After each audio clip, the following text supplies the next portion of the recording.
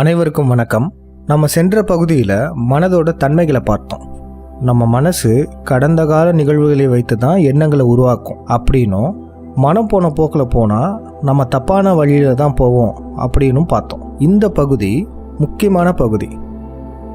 வல்லாதிக்க சக்திகள் நம்ம மனசை எப்படி பயன்படுத்துகிறாங்க, நம்மோட மனசை வச்சு நம்மளை எப்படி ஆள்றாங்கன்றதை பார்க்க போகிறோம்.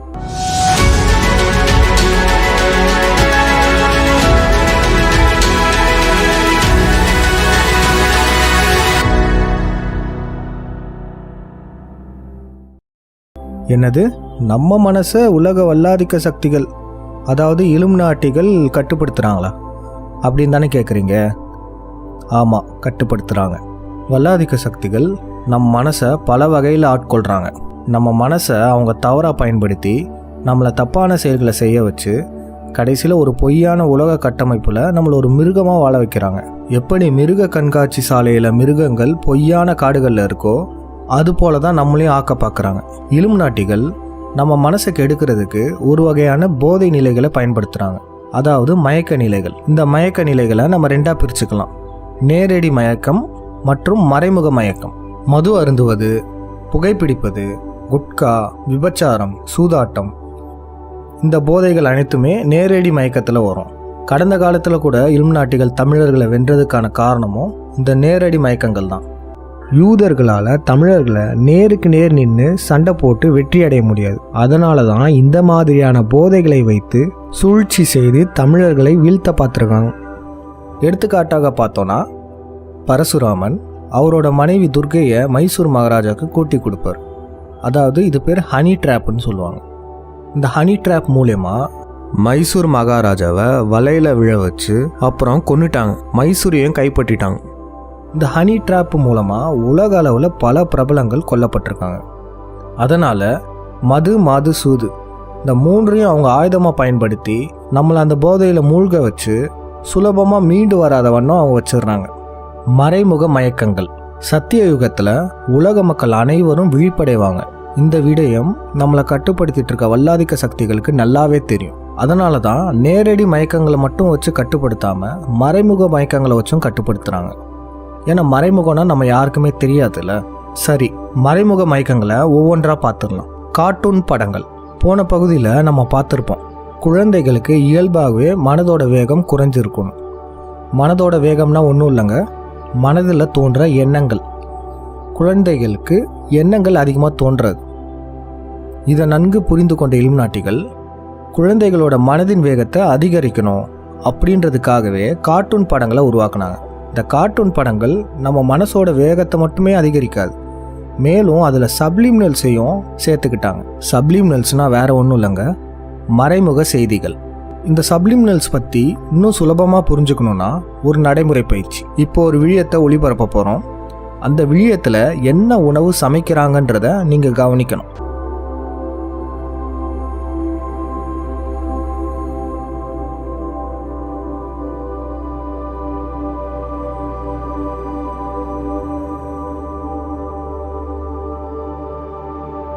இப்போ இந்த விழியத்தில் நேரடியாக பல உணவுகளை காமிச்சிருப்பாங்க. ஆனால் கொஞ்சம் உற்று நோக்குனா தான் நமக்கு தெரியும், அதில் ஒரு பன்னாட்டு உணவு நிறுவனத்தோட லோகோ வந்திருக்கும்.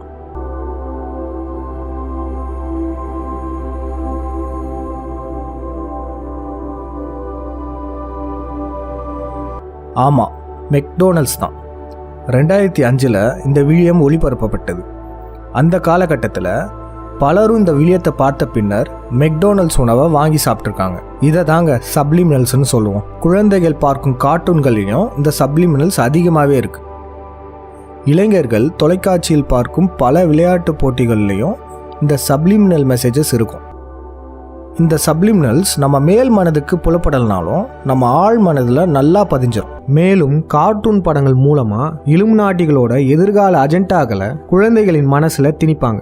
இப்போ எடுத்துக்காட்டுக்கு பார்த்தோன்னா, எல்லா கார்ட்டூன் படங்களையும் ஏலியன்ஸ் பறக்கும் தட்டில் வர மாதிரி காமிப்பாங்க. இப்போ நம்ம ஊரில் திடீர்னு பறக்கும் தட்டு ஒன்று வருது. அப்போ நம்ம எல்லாரும் என்ன நினைப்போம்? ஏலியன்ஸ் வந்துட்டாங்கன்னு தான் நினைப்போம். இது ஏன் மனிதனால் உருவாக்கப்பட்டதாக இருக்கக்கூடாது அப்படின்னு நம்ம நினைக்கவே மாட்டோம். காரணம், ஏலியன்களால் மட்டும்தான் இந்த மாதிரியான பறக்கும் தட்டுகளில் வர முடியுன்ற ஒரு எண்ணத்தை நம்ம மனசில் கார்ட்டூன்கள் மூலியமாக திணிச்சிருக்காங்க. இது மட்டும் இல்லை, LGBT இதையும் கூட முன்கூட்டியே கார்ட்டூன்கள் மூலியமாக நம்ம மனசில் திணிச்சிருக்காங்க. You need to. I support your decision. It's like that big bright dot in the constellation. The love is gonna teach you how to open up your mind. Nice try. Let's celebrate. There's a party going on right here.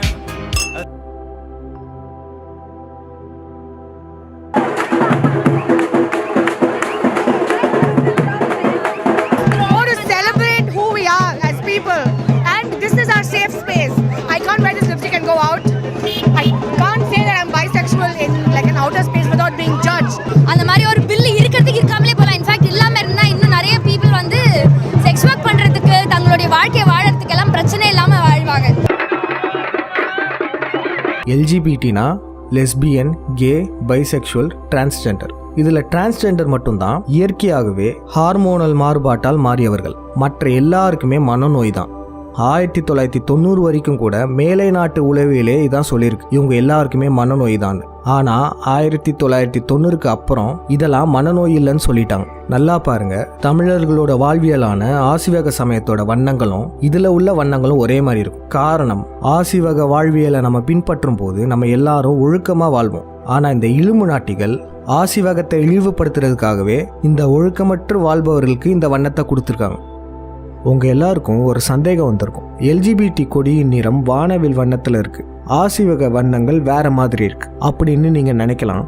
ஆனால் இதை கொஞ்சம் நம்ம உள்ளே போய் பார்த்தா தான் உண்மை புரியும். வாழ்க்கையின் 7 படிநிலைகளை ஆசிவக நிறங்களாக உருவாக்கினார் முருகன். ஆனால் அந்த காலகட்டத்தில் வாழ்க்கை எனும் பேரே இல்லை. அந்த சமயத்தில் தான் வானவில்லோட 7 நிறங்களை பார்க்குறாரு. வானவில்லோட தோற்றம் எப்படி இருக்கும்? கையில் வால் வச்சிருக்க மாதிரி இருக்கும். ரகரத்தை உருவாக்கிய முருகன் அந்த கை வாழை வாழ்க்கையா மாற்றிட்டார். இப்படிதான் வாழ்க்கை எனும் பெயரே உருவாச்சு. இதுல இருந்து நமக்கு என்ன தெரிய வருது? வானவில்லுக்கும் வாழ்க்கைக்கும் நெருங்கிய தொடர்பு இருக்கு. இந்த இலுமினாட்டிங்களுக்கு இது நல்லாவே தெரிஞ்சுதான் எல்ஜிபிடிக்கு வானவில் நிறத்தை வச்சிருக்காங்க. இந்த எல்ஜிபிடியில் இருக்கிறவங்க கூட அவங்க மனம் போன போக்கில் போனதுனால தான் இந்த இடத்துல வந்து நிற்கிறாங்க. அவங்க வேற, அவங்க மனசு வேறன்ற உண்மை அவங்களுக்கு எப்போ தெரிய வருதோ அவங்க தானா இந்த சூழ்ச்சி வலையிலேருந்து வெளியே வந்துடுவாங்க. அடுத்ததாக பார்னோகிராஃபி. எல்லாரும் கொஞ்சம் யோசிச்சு பாருங்களேன். இந்த உலகத்தில் நம்ம சாப்பிட்றதுக்கு காசு தேவை, நம்ம உடுத்த உடை, இருக்க இடம் எல்லாத்துக்குமே பணம் தேவை. எல்லாவித அத்தியாவசிய பொருட்களை வாங்குறதுக்கும் பணம் தேவை.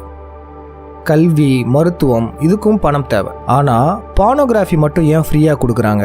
உலகத்திலேயே பெரும்பாலும் லாபம் கிடைக்கக்கூடிய ஒரு தொழில் என்னன்னா இந்த பார்னோகிராஃபி தான். ஏன் இந்த ஆபாச படங்களை இலவசமாக கொடுக்குறாங்க? ஏன்னா யூதர்களோட முதன்மையான குறிக்கோள் என்னன்னா உலக மக்களை விலங்குகளாக மாற்றுறது தான். விலங்குக்கும் மனிதனுக்கும் உள்ள ஒரு வித்தியாசம் என்னன்னா ஒழுக்கம்தான். மனிதர்களாகிய நாம நம்மளோட 6ஆம் அறிவை பயன்படுத்தி, அதாவது நம்மளுடைய மனதை பயன்படுத்தி ஒழுக்கத்தோடு வாழ்கிறோம். ஆனால் அந்த பார்னோகிராஃபியில் பார்த்தீங்கன்னா முழுக்க முழுக்க நம்மளுடைய ஒழுக்கத்தை கெடுக்கிற மாதிரியே விழியங்கள் இருக்கும். இதை பார்க்க பார்க்க நம் மனசுக்கு அது பழகி ஒரு கட்டத்தில் அது தப்பே இல்லைன்ற மாதிரி நமக்கு தோணிடும். ஆபாச படங்களை தொடர்ந்து பார்க்குறவங்க அவங்களுக்கு தெரியாமையே யூதர்களோட அஜெண்டாவை நிறைவேற்றிக்கிட்டு இருக்காங்க. சமூகத்தில் நடக்கும் பாலியல் தொடர்பான அனைத்து குற்றங்களுக்குமே பார்னோகிராஃபி, அதாவது ஆபாச படங்கள் மிக முக்கியமான பங்காற்றுது. அது மட்டும் இல்லாமல் அறிவியல் பூர்வமாக பார்த்தோன்னா நம்ம செயல் நோக்கத்தோடு இருக்கிறது காரணமே, அதாவது நம்ம மோட்டிவேஷ்னலாக இருக்கிறது காரணமே நம்ம மூளையில் டொபமைன்ற திரவம் சுரக்கிறதுனால தான். அந்த திரவம் காலி ஆயிடுச்சுன்னா நமக்கு மோட்டிவேஷனே இருக்காது. எந்த ஒரு செயலை செய்கிறதுக்குமே அடிப்படையாக இருக்கிறது செயல் நோக்கம்தான், அதாவது நம்ம முயற்சி செய்கிறது தான். இந்த முயற்சி செய்கிறதுக்கு உறுதுணையாக இருக்கிறது இந்த டோபமைன் திரவம் தான். ஆனால் இந்த பார்னோகிராஃபி, அதாவது ஆபாச படங்களை நம்ம அதிகமாக பார்க்க பார்க்க நம்ம மூளையில் டோபமைன் திரவம் அதிகமாக சுரக்க ஆரம்பிக்கும். ஒரு கட்டத்தில் சுரக்கிறதே நின்று போயிடும். ஆபாச படங்களை நம்ம பார்த்து முடித்ததுக்கப்புறம் நம்ம எல்லாருக்கும் ஒரு விரக்தி வர்றதுக்கான காரணமும் இதுதான். ஆபாச படங்கள் பெண்களை விட ஆண்களையே அதிகமாக பாதிக்குது. மனதளவில் மட்டும் இல்லாமல் உடல் அளவுலையும் பெரிய பிரச்சனைகளை தருது. இந்த காலத்தில் பார்த்தோன்னா பல ஆண்கள் உடல் வலிமை இல்லாமல் பயந்த சுபாவத்தோடு தன்னம்பிக்கையை இழந்து இருப்பதற்கு ஒரு முக்கிய காரணமே இந்த பார்னோகிராஃபி தான். இந்த ஆபாச படங்களால் குடும்ப கட்டமைப்பு சிதைகிறதுக்கு, அப்புறம் கணவன் மனைவிக்கு இடையே வர கருத்து முரண், இதெல்லாம் ஏற்படுறதுக்கு கூட அதிகப்படியான வாய்ப்புகள் இருக்குது. திரைப்படங்கள், செய்தி ஊடகங்கள் மற்றும் தொலைக்காட்சி தொடர்கள் நம்ம கலாச்சாரத்தை சீரழிக்க யூதனுக்கு மிகவும் உறுதுணையாக இருக்கிறது இந்த தொலைக்காட்சி தொடர்களும் திரைப்படங்களும் தான். ஒரு இனத்தோட கலாச்சாரத்தை அழிச்சாதான் அந்த இனத்தையே அழிக்க முடியும். அதாவது அந்த கலாச்சாரம் தான் இனத்தோட வேறுன்னு சொல்லுவாங்க. யூத பிராமணனை வச்சு திருமணம் செய்கிறது, ஒரு ஆண் 2 பெண்ணை காதலிப்பது, ஒரு பெண் 2 ஆணை காதலிப்பது, பள்ளி குழந்தைகள் காதல் செய்வது, திருமணத்துக்கு பிறகு தனி கொடுத்தனம் போகிறது, மாடர்ன் என்ற பேரில் மேற்குலக கலாச்சாரத்தை பின்பற்றுவது, இது போல் பல அஜெண்டாக்களை யூதர்கள் திரைப்படங்கள் மூலியமாகவும் தொலைக்காட்சி தொடர்கள் மூலியமாகவும் தான் திணிக்கிறாங்க. மேலும் ஒரு சாதாரண நடிகரை நம்ம கடவுளாக பார்க்குறோம். அவர் நடிக்கிறாருன்னு நமக்கு தெரியும், ஆனால் நம்ம மனசுக்கு அவர் கடவுளாக தெரிகிறார். முதல்ல சொன்ன மாதிரி தான், ஒரு பேய் படம் பார்க்குறோன்னு நமக்கு தெரியும், ஆனால் நம்ம மனசை பொறுத்தவரையும் அது உண்மையான பேய். அதுபோல தான் ஒருத்தர் சினிமாவில் கதாநாயகனாக நடிக்கிறார் நமக்கு தெரிஞ்சாலும் நம்ம மனசை பொறுத்தவரையும் அவர் உண்மையான கதாநாயகன். அவர் சொல்கிற எல்லாத்தையுமே ஒரு வேத வாக்காக நம்ம மனசை கேட்டுக்கும். அவர் என்ன செஞ்சாலும் அதை பகுத்தாராயமாக அதை உண்மைன்னு நம்பிட்டு நம்மளும் செய்ய ஆரம்பிச்சிருவோம்.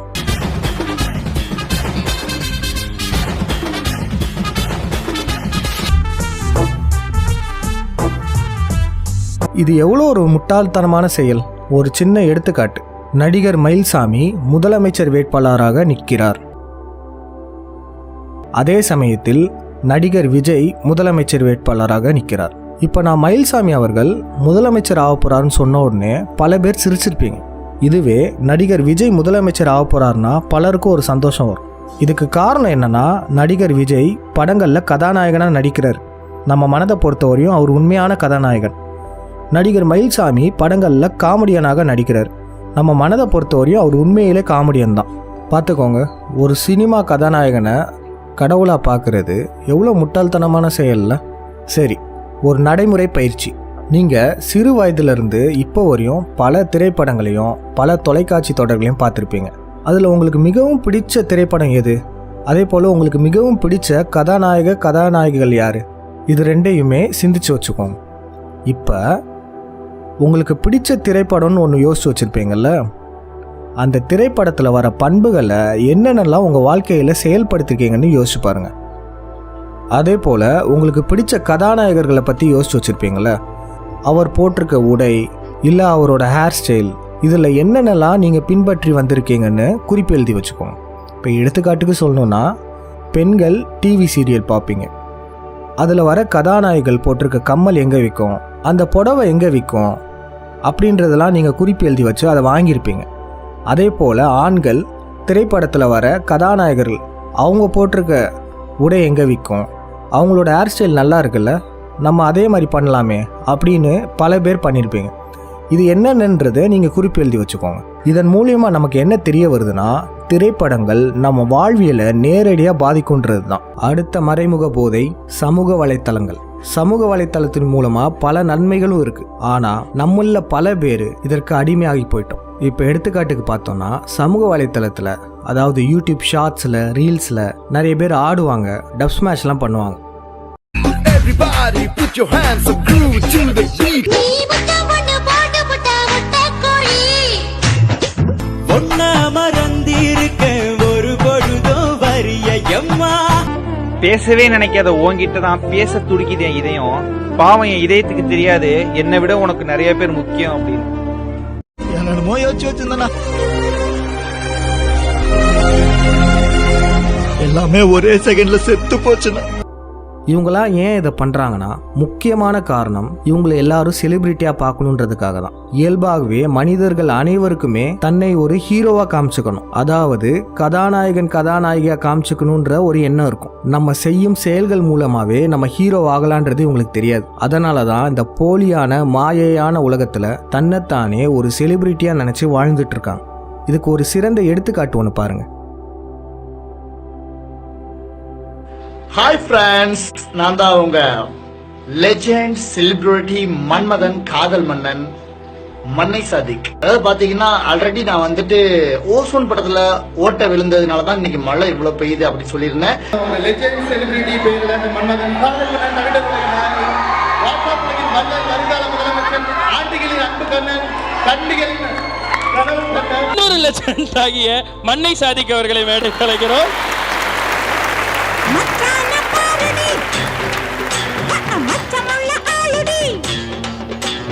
நான் தான் உங்கள் லெஜெண்ட் செலிபிரிட்டி பேரழகன் மன்மதன், காதல் மன்னன், ட்விட்டர் உலகின் நாயகன், ஃபேஸ்புக் உலகின் மன்மதன், ஆண்டிகளின் கனவு கண்ணன், கன்னிகளின் அன்பு கண்ணன், உங்கள் லெஜெண்ட் அல்ட்ரா லெஜெண்ட் சுனாமி. ஃபாரின்ல இருந்தப்ப நல்லா சம்பாரிச்சேன். இன்னைக்கு நம்ம எல்லாத்தையுமே வந்துட்டு இழந்துட்டு இந்த மீடியாங்கிற ஒரு விஷயத்துல வந்து நல்லா மாட்டிக்கிட்டேன் அப்படிங்கிற மட்டும் தான் எனக்கு நல்லா இதாகுது. இப்போ என்னைய பாக்குறாங்க, என்னைய வந்துட்டு தூக்கி வச்சு கொண்டாடினாங்க ஒரு 4-5 வருஷமா. இப்போ அடுத்து இப்போ இந்த கேரக்டர்லாம் பாக்குறாங்க, இவங்கள கொண்டாடுவாங்க. இப்போ இதுக்கப்புறம் இன்னும் வருவாங்க. ஆனா நம்ம என்ன நினைச்சுக்கிட்டு இருக்கோம், நம்மளாம் அப்படியே பர்மனண்டா இருக்கும்னு நினைச்சிட்டு இருக்கோம். ஆனா இப்பதான் புரியுது. இந்த ஒரு புள்ள சைக்கிள் கேட்கறான், நீங்க பள்ளிக்கூடம் போகுது, ஒரு பேக் வாங்குறதுக்கு போன வாரம் காசு இல்லை.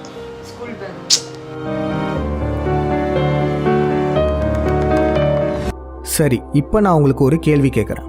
சமூக வலைத்தளத்தை நம்ம சும்மாவே பயன்படுத்திட்டு இருப்போம், நமக்கே தெரியாமல் நம்ம ஸ்க்ரோல் பண்ணிக்கிட்டே இருப்போம். யூடியூப் ஷார்ட்ஸாக இருக்கட்டும், இல்லை இன்ஸ்டாகிராம் ரீல்ஸாக இருக்கட்டும், நம்ம என்ன பார்க்குறோன்னு தெரியாமல் பார்த்துட்டு இருப்போம். இதெல்லாம் ஏன் நடக்குது? இதுக்குள்ளே உள்ள உளவியல் என்ன?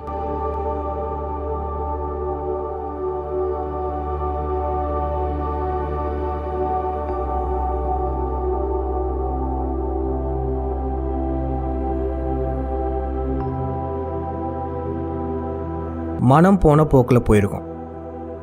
அப்போ உங்களுக்கு எல்லாருக்கும் ஒரு கேள்வி வரும், மனம் போன போக்கில் போனால் நமக்கு கெடுதல் நடக்கும்னு சொன்னீங்களே, இதில் என்ன கெடுதல் நடக்க போகுது அப்படின்னு நீங்கள் கேட்கலாம். இதுலேயும் கெடுதல் இருக்குது. நேர விரயம். நம்ம சும்மாவே சோஷியல் மீடியாவில் ஸ்க்ரோல் பண்ணிக்கிட்டே பார்த்துட்டு இருக்கும்போது அதிக நேரம் வீணடிச்சிருவோம். அந்த நேரத்தில் நமக்கு பிடிச்ச வேறு வேலைகளை செஞ்சுருக்கலாம். சமூக வலைத்தளங்களை தேவையே இல்லாமல் பயன்படுத்தும் போது வேற என்ன கெடுதல்கள்லாம் வரும்ன்றத நீங்கள் பின்னூட்டத்தில் சொல்லலாம். மேலும் உங்களுக்கு தெரிந்த மறைமுக போதைகள் வேற எதுவும் இருந்தால் கூட அந்த கருத்துக்களையும் பின்னூட்டத்தில் பதிவிடலாம். அடுத்த பகுதியில் இந்த நேரடி மற்றும் மறைமுக போதைகளை நாம் எப்படி கையாளுவது, நம் மனதை எப்படி பக்குவப்படுத்துவது, நம் மனதையே வல்லாதிக்க சக்திகளை எதிர்க்கும் ஒரு பேர் ஆயுதமாக எப்படி மாற்றுறது அப்படின்றத பார்க்கலாம். இறுதியாக உங்களுக்கு ஒரு கேள்வி கேட்குறேன். மனிதனுக்கு மனம் இருப்பது நல்லதா கெட்டதா? இதுக்கான பதிலை நம்ம அடுத்த பகுதியில் பார்ப்போம். நன்றி, வணக்கம். மக்களாகிய நீங்கள் தரக்கூடிய நிதி உதவி 5ஆம் தமிழர் சங்கத்தின் வளர்ச்சிக்கு மிகவும் பயனுள்ளதாக இருக்கும். உங்களால் முடிந்த நிதி உதவியை அளிக்க விரும்புவோர் திரையில் காணக்கூடிய இந்த ஜிபே நம்பர் மற்றும் இந்த அக்கௌண்ட் நம்பருக்கு பணம் செலுத்தலாம்.